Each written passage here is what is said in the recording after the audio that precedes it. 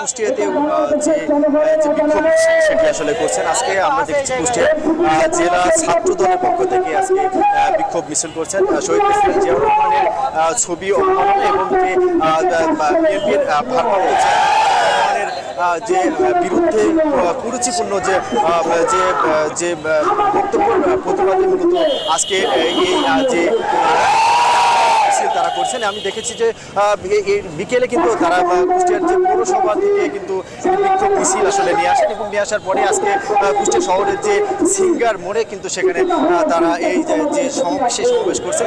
সেখানে জেলা ছাত্র দলের যে বিভিন্ন পর্যায়ে নেতারা তারা বক্তব্য রাখছেন। তারা বলছেন যে একটি ষড়যন্ত্র একটি গোষ্ঠী আসলে নির্বাচন সামনে, এতে একটি গোষ্ঠী আসলে নির্বাচনকে ব্যাঘাত ঘটায়।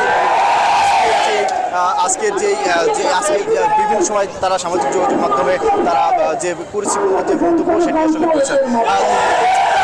এখানে কিন্তু একটি বার্তা তারা দিচ্ছেন। তারা বলছেন যে কোন রকম যে বাংলাদেশ জাতীয়তাবাদী দল সেটি কিন্তু সবচেয়ে বড় একটি দল, এই দলকে এরকম যে মন্তব্য করে সেই দলটিকে আসলে বিপাকে ফেলা যাবে না। তারা বলছেন যে এতে যারা আজকে যে এই যে ষড়যন্ত্রে যারা লিপ্ত হয়েছেন তাদেরই আসলে তারাই আসলে এই দেশ থেকে চলে যেতে হবে, এরকম আসলে বিষয় বলছে। তবে আমি দেখেছি যে ছাত্র দলের বিভিন্ন ইউনিটের নেতাকর্মীরা তারা কিন্তু এসেছেন, তারা এই বিক্ষোভে অংশ নিয়েছেন এবং বিক্ষোভ থেকে তারা বিভিন্ন দিচ্ছেন।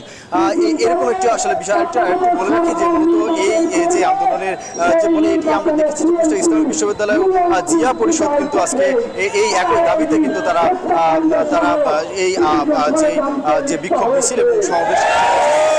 সাজিদ,